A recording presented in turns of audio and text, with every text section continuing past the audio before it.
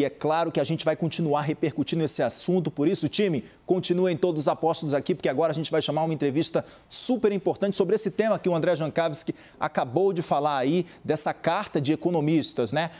Ainda falando sobre essa carta, um dos signatários é o ex-ministro da Fazenda, Maílson da Nóbrega, com quem a gente conversa agora ao vivo aqui no Novo Dia.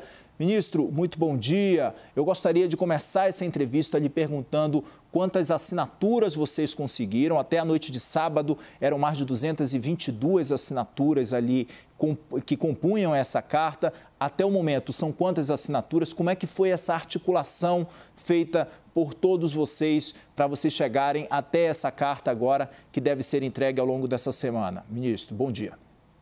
Bom dia, Kenzo. Bom dia, Luciana. Olha, o último número que eu vi hoje de manhã já passava de 500, o número dos que assinaram essa carta, né? Como você diz, economistas, banqueiros, analistas políticos, analistas econômicos.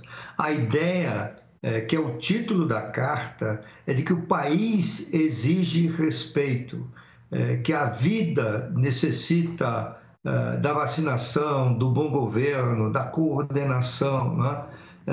É um chamamento, digamos assim, dos poderes, mas particularmente o presidente Bolsonaro, e como você falou, não foi citado na carta, mas ele é o alvo principal dessa manifestação, né? Por suas atitudes negacionistas, a sua atitude contra o isolamento social. Aliás, é um ponto interessante, Kenzo, a gripe espanhola de 100 anos atrás deixou algumas lições importantes.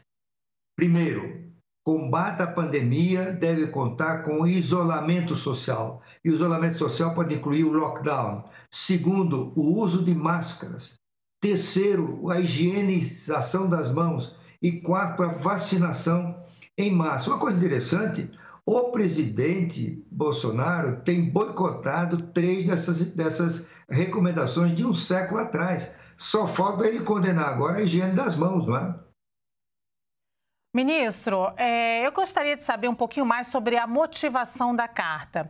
É uma motivação humanitária? É uma motivação econômica? Ou os dois? E por quê? Olha, é uma mistura dessas duas coisas, mais a percepção de que a crise sanitária está se aprofundando. A percepção, como está dito no documento, de que sem o controle da pandemia não há como vencer a recessão, não há como expandir a atividade econômica. Então, é nesse sentido que a carta pede a coordenação, o trabalho de coordenação do Poder Executivo Federal. Por quê? Porque só o governo federal tem as condições, os instrumentos, a fala do presidente para educar a sociedade, induzi-la a adotar comportamentos responsáveis, né? O presidente tem feito exatamente o oposto. Aliás, é uma coisa impressionante, como é que ele é contra o lockdown, como é que ele não vê o que está acontecendo no mundo inteiro, mesmo países que a princípio relutaram em adotar o lockdown, como foi o caso do Reino Unido, o fizeram de forma muito intensa e estão colhendo os resultados, né? O Reino Unido tem tido uma queda expressiva dos novos casos e de mortes. E isso é uma combinação da vacinação em massa e do trabalho persistente das autoridades, solicitando às pessoas o uso de máscaras, né? O isolamento social e assim por diante, né? Aliás, o presidente tem outro problema, né? Ele não entende como funciona o sistema político, como funciona a sociedade, como funcionam as instituições. Ele continua dizendo, como fez ontem, não é? De que tem que preservar a liberdade de ir e vir. Esse é um princípio que vem desde o iluminismo do século XVIII em diante, não é? Mas isso tem limites, não é? Um dos pais do liberalismo britânico, o John Stuart Mill, ele lembrou isso há quase 300 anos atrás, isto é, a liberdade de movimento tem limites, ela é relativa, portanto, você não pode ir além do ponto em que prejudica os demais. Você não pode deixar de usar máscara, porque a máscara não apenas protege você, ela protege os seus amigos, os seus parentes, a sua comunidade.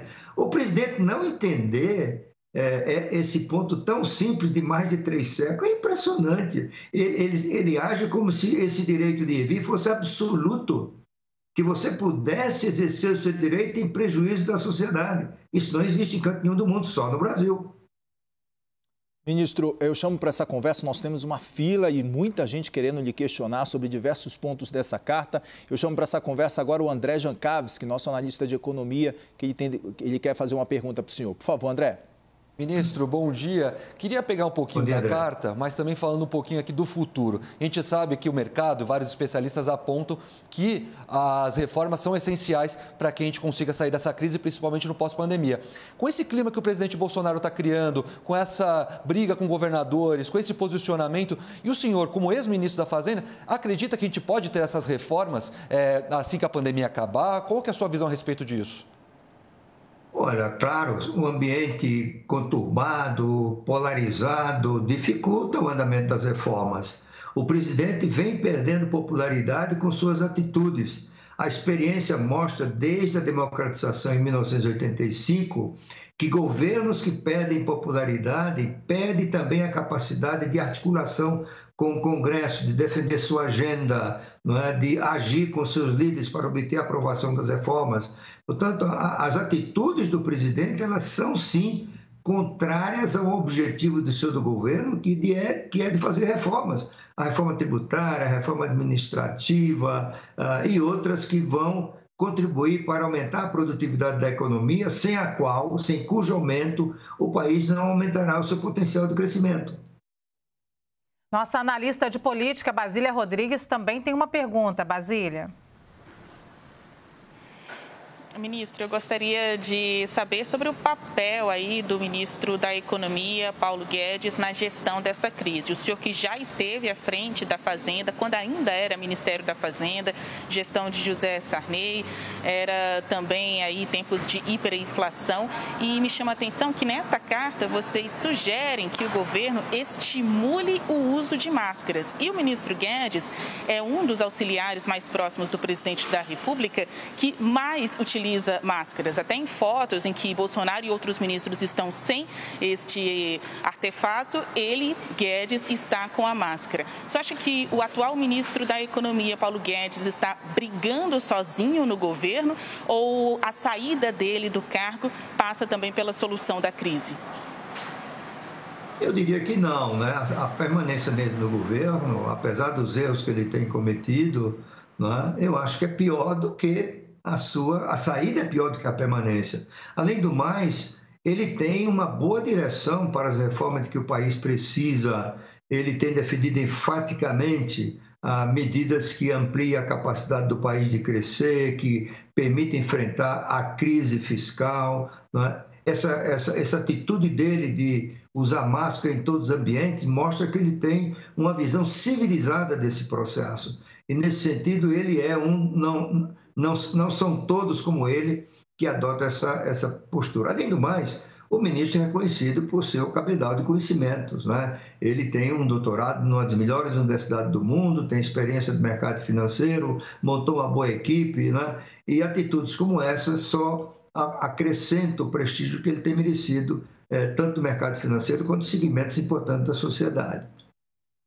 Ministro, nessa carta que vocês estão preparando agora, vocês indicam alguns pontos ali, o senhor acabou de falar alguns desses pontos importantes que vocês vão relatar sobre ações e ações mais concretas que sejam tomadas a nível de governo federal mesmo, que o governo tome essas medidas e tome rédea dessas medidas em todo o país. Mas vocês apontam algumas soluções também, porque assim, apontar os problemas, é claro que a gente consegue visualizar isso, mas assim, e apontar essas soluções, vocês dão caminhos ali para que o governo adote algumas medidas, por exemplo, viabilize essa compra de imunizantes, viabilize, por exemplo, alguma forma de fechamento, que vocês, é claro que a gente sabe que os economistas muitas vezes criticam essa questão do lockdown, do fechamento do comércio, mas em alguns momentos, eu acho que pelo que vocês colocam ali na carta, é necessário em alguns momentos.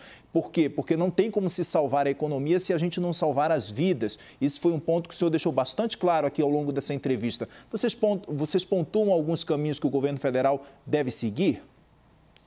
Olha, eu acho que principalmente o presidente deve abandonar o seu discurso negacionista, a sua ideia de que tem que abrir a economia, de todos irem trabalhar, não é? Sem considerar que as pessoas que trabalham voltam para casa, né? Contaminam seus parentes, seus pais, que são pessoas geralmente idosas, né? O presidente parece sugerir que ele prefere contar os mortos a contar os desempregados. Né? É realmente uma atitude inacreditável. Ele é o único chefe de Estado no mundo que adota essa postura. E, portanto, um dos pontos do documento, embora isso não seja explícito, é o de que o presidente assuma o papel que lhe cabe como presidente do país. A coordenação das ações contra a pandemia em todo o mundo, como a gente tem visto, é papel da liderança política. E os países que estão se dando muito melhor na recuperação de suas economias são exatamente aqueles onde morrem menos pessoas. Aqui na América Latina, o país mais bem sucedido é o Chile, que está se aproximando da vacinação de 30% de sua população. Nós estamos com 6% ou 7%. E o que é que fez o Chile desde o começo? O Chile caiu em campo, buscou suprimento de vacina em diferentes fontes. Né? O Brasil ficou só no caso da AstraZeneca, com o acordo que fez com a Fiocruz. Né? Felizmente, o Estado de São Paulo fez o acordo com a produtora chinesa da Coronavac, mas o governo perdeu tempo, dormiu no ponto. E o que ele tem que fazer agora é um esforço, eu diria, o máximo possível para conseguir mais vacina. Conseguir mais vacinas é o aspecto mais fundamental do processo de controle da pandemia. Nós conversamos com o ex-ministro da Fazenda, Maílson da Nóbrega. Ministro, muito obrigada por essas palavras aqui no Novo Dia. Obrigado a vocês pelo convite. Bom dia. Obrigada. Bom dia, ministro.